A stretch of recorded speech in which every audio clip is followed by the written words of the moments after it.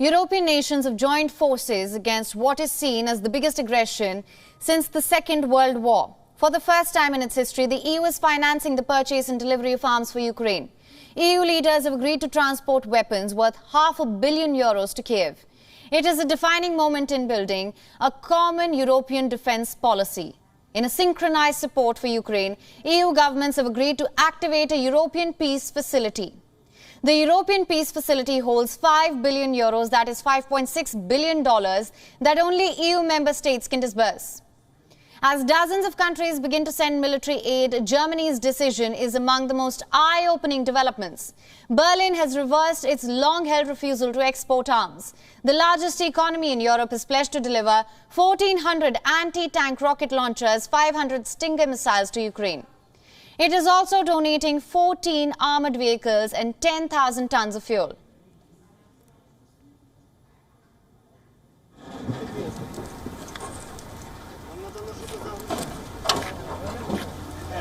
Just as surprising as Sweden's commitment, Stockholm is breaking its historic neutral stance to supply 5,000 rocket launchers to Ukraine. Denmark is contributing a further 2,700. Norway is sending helmets and body armour and up to 2,000 M72 anti-tank weapons.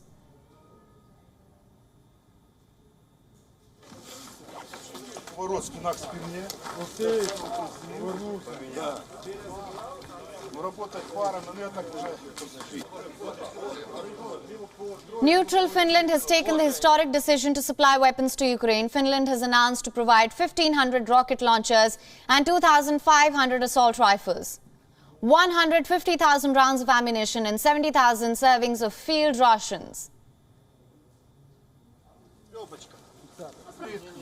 Нет, справа не в тому, справа не в тому.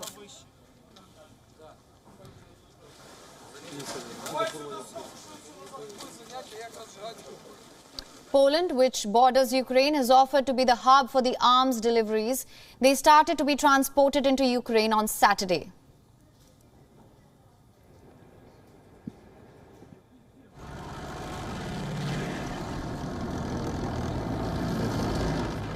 France has also sent anti-aircraft and digital weapons as well as fuels.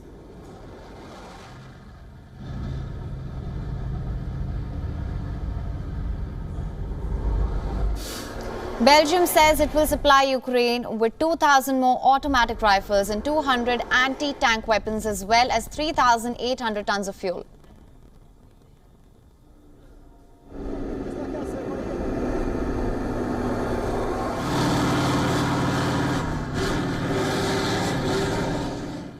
The Dutch Defence Ministry says it is sending 200 Stinger missiles as soon as possible, as well as sniper rifles and helmets.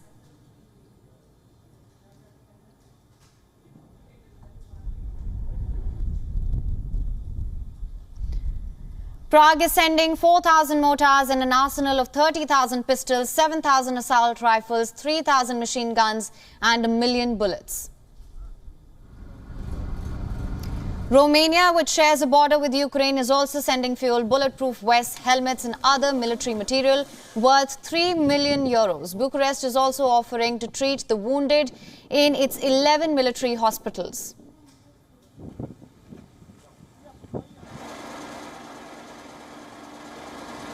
Croatia will dispatch €16 million worth of small arms and body armour.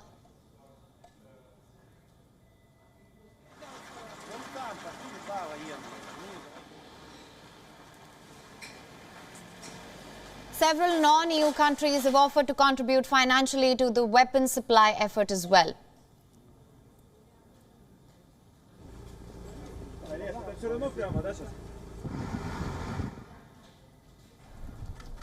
Apart from the EU, Australia has committed $50 million to fund lethal defensive weapons for Ukraine. It included missiles and ammunition. Australia has shifted from its stance last week when it said that it would only fund military technical assistance. Washington is sending an extra $350 million in military aid to Kiev. This brings its total support to more than $1 billion over the last year. Then we have Canada that is sending lethal military weaponry and loaning Kiev $392 million to help defend itself.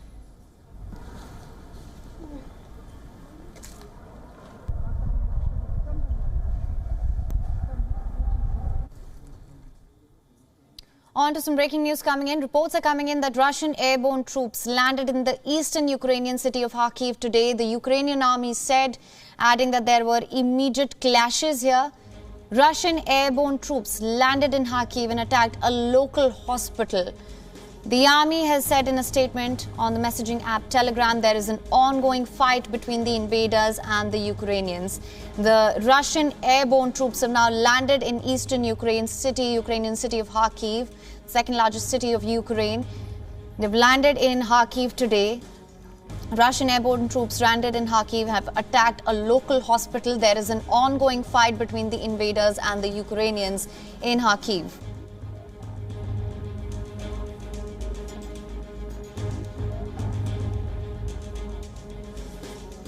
WION is now available in your country. Download the app now. Get all the news on the move.